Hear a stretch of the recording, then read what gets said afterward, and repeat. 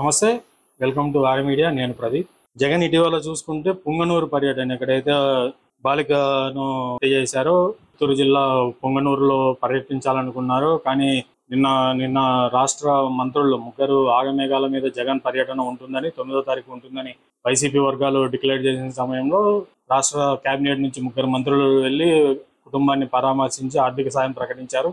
ఇది జగన్ విజయంగానే చెప్తున్నారు వైసీపీ శ్రేణులు. ఎందుకంటే జగన్ వెళ్తామన్న ప్రతి చోటికి పరామర్శించాలన్న ప్రతి బాధితుడికి జగన్ వల్లే న్యాయం జరుగుతుందని, జగన్ వెళ్తామని చెప్పగానే ఇటు ప్రభుత్వం సంధిస్తుందని, అప్పుడు ఎక్కడైతే ముచ్చుమరి కర్నూలు జిల్లా నంద్యాల జిల్లా ముచ్చుమరిలో కూడా ఇదే సంఘటన జరిగిందని జగన్ విజయంగానే ఇది చెప్తున్నారు. ఇటు వైసీపీ తరఫున పెద్దిరెడ్డి రామచంద్రారెడ్డి కూడా చెప్తున్నారు, జగన్ విజయంగానే చెప్తున్నారు. వైసీపీ అధినేత జగన్ పుంగనూరు పర్యటన రద్దయినట్టు ఎమ్మెల్యే పెద్దిరెడ్డి రామచంద్రారెడ్డి తెలిపారు.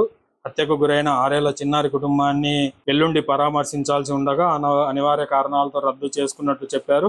జగన్ పర్యటిస్తారనే భయంతోనే ముగ్గురు మంత్రులు ఆగమేఘాల మీద ఇక్కడికి వచ్చారని, ఇప్పటికైనా ప్రభుత్వం ఇలాంటి ఘటనల పట్ల కఠిన చర్యలు తీసుకోవాలని పెద్దిరెడ్డి రామచంద్రారెడ్డి అయితే చెప్పారు.